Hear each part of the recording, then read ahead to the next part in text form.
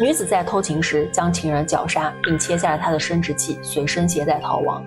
他的事迹轰动了整个日本，后来还被拍成了一部电影。1905年，阿部定出生于日本东京，父亲经营着一家榻榻米店铺，收入颇丰，算得上是中上层家庭。家中本有8个兄弟姐妹，3个夭折，过继出去1个，最后只剩下4个。老大比最小的阿部定足足大了20多岁。阿部定的童年可以说是多灾多难，一出生就是假死状态，母亲又因乳汁分泌不足，无法亲自喂养，只能将他寄养到邻居家。又因患有癫痫，直到4岁阿部定才开口说话。好不容易养活的女儿，又是家里最小的孩子，父母对他极为宠爱。阿部定上小学之前，母亲就将他送去学习日本传统乐器三味线。在当时的日本，学习这种乐器费用高昂，可见父母也是对他寄予了厚望。每次表演前，母亲都会为他盛装打扮。小小的阿部定展现出了超乎年龄的美，引得周围邻居争相夸赞。阿部定也逐渐迷失在这些赞美声中，变得早熟、骄纵和虚荣。15岁那年，阿部定去朋友家玩，和朋友的哥哥嬉戏打闹时，引起了对方的色心，顺势把他压倒性侵。事后阿部定连续2天流血不止，母亲知道后非常生气，随即跑到对方家理论，但是始终没有见到欺负自己女儿的人。这种事情又不能声张，无奈他只能含泪回家。害怕女儿想不开，为了安抚女儿，他给女儿买了各种东西，变得更加宠溺阿部定，想以此呢让他消除伤痛。但是当时的人对贞操可以说是变态式的看重，所以呢也导致了阿部定的思想逐渐变得极端。他心态开始摆烂，觉得自己反正都不是处女了，无论隐瞒还是挑明，以后婆家都接受不了自己，既然如此，不如放开享受。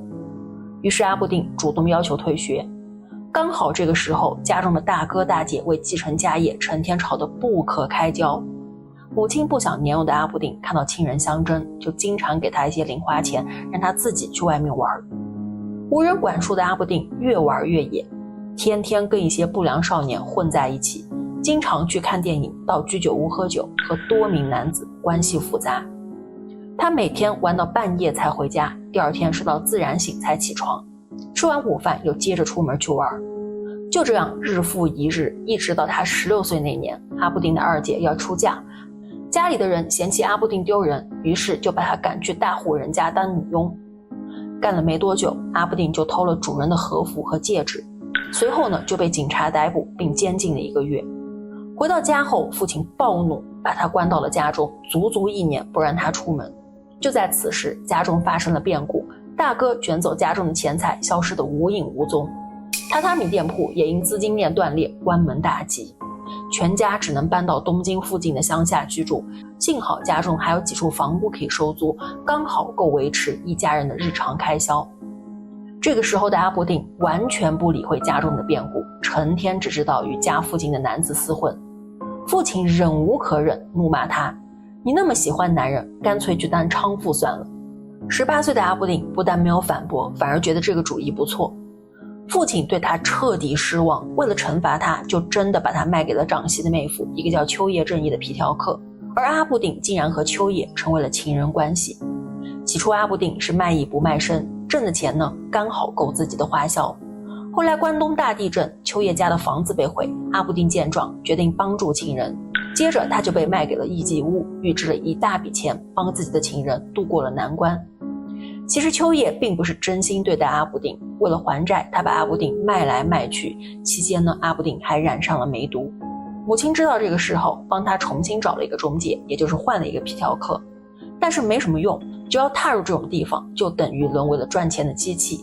此时的阿部定已经像个商品一样，从横滨到大阪，再从名古屋到神户，被不停的转卖，变得越来越廉价。为了摆脱这种非人的生活，他曾向自己的常客提出赎身的请求，本以为可以脱离苦海，谁知对方再没出现过。26岁那年，他沦落到最廉价的娼馆卖身，需要日夜不停的接客，甚至冬天还要顶着酷寒在外面拉客。熬了大半年，忍无可忍的阿部定最终逃跑了。期间他做过咖啡店服务生、旅馆接待员，但是他仍然沉溺于混乱的男女关系中。29岁那年，阿布定成了东京一名商人的妾室。本来生活开始慢慢稳定，突然接到父亲重病的消息，于是他跑回家中尽孝，决定送父亲最后一程。父亲刚过世，阿布定就遇见了皮条客秋叶。看到老情人穷困潦倒，他当掉了自己的戒指，接济秋叶。于是呢，两个人旧情复燃，又重新厮混在一起。商人得知以后非常生气，随后便状告阿布定不履行婚约。阿布定见情况不妙，逃到了名古屋，遇到了改变他命运的关键人物——名古屋市议员大宫五郎。大宫是阿布定人生中少数遇到的善人，他是一名中学校长，彬彬有礼，非常绅士，是阿布定以前从未交往过的男人类型。大宫得知阿布定堕落的前半生，为了帮助他改过自新，给了他新的籍贯，还介绍他去新宿一家叫吉田屋的高级餐馆当服务员。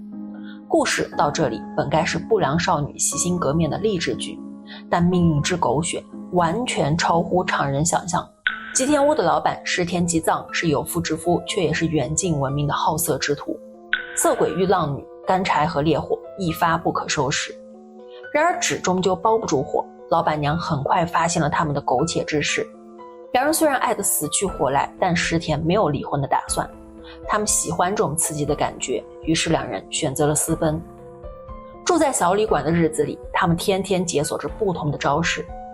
某天为了寻求刺激，阿布定用腰带勒住石田的脖子，反反复复使他暂停呼吸，通过濒死的体验来获得极致的快感。由于用力过猛，石田血管受损，脖子的勒痕也渗出了血。阿布定见状，赶紧跑到药店，店员告诉他一时半会恢复不了，需要好好的休息，于是就卖给他一些镇静的药剂。回到旅馆后，阿布定将30颗药物全部碾碎，分开几次喂给石田。石田昏睡之际询问阿布定：我睡着的话，你是不是还要勒我？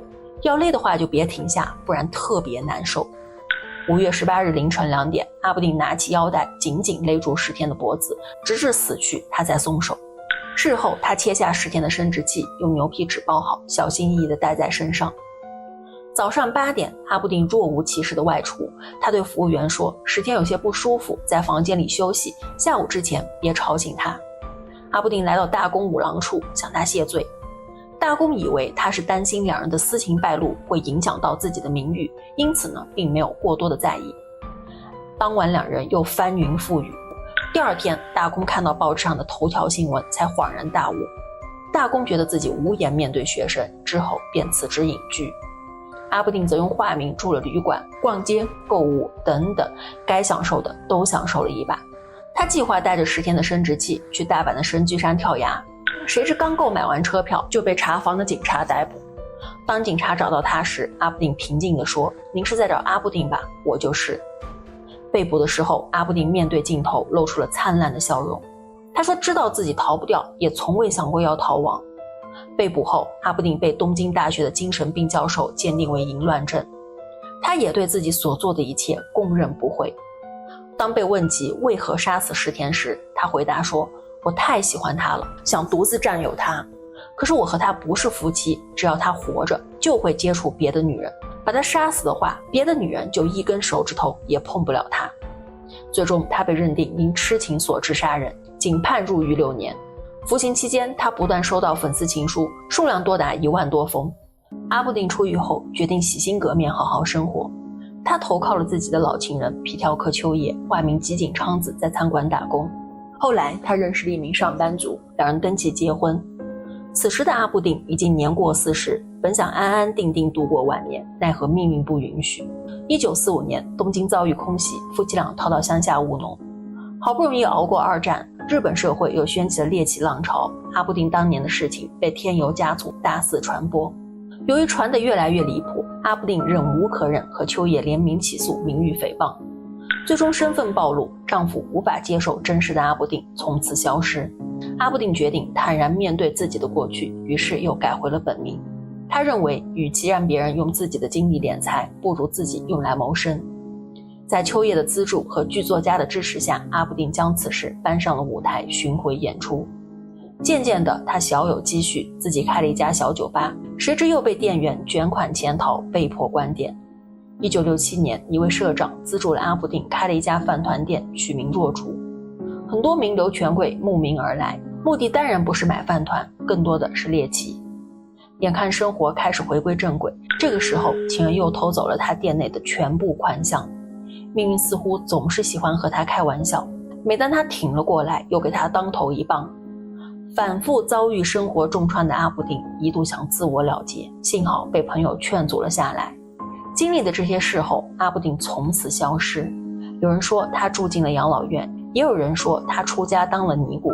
阿布丁曾在1955年将石田托付到一个寺庙供奉，此后每年石田的忌日，他的坟前都会出现一束花，30多年从未间断，直到1987年，石田的墓前再也没见过阿布丁送的花。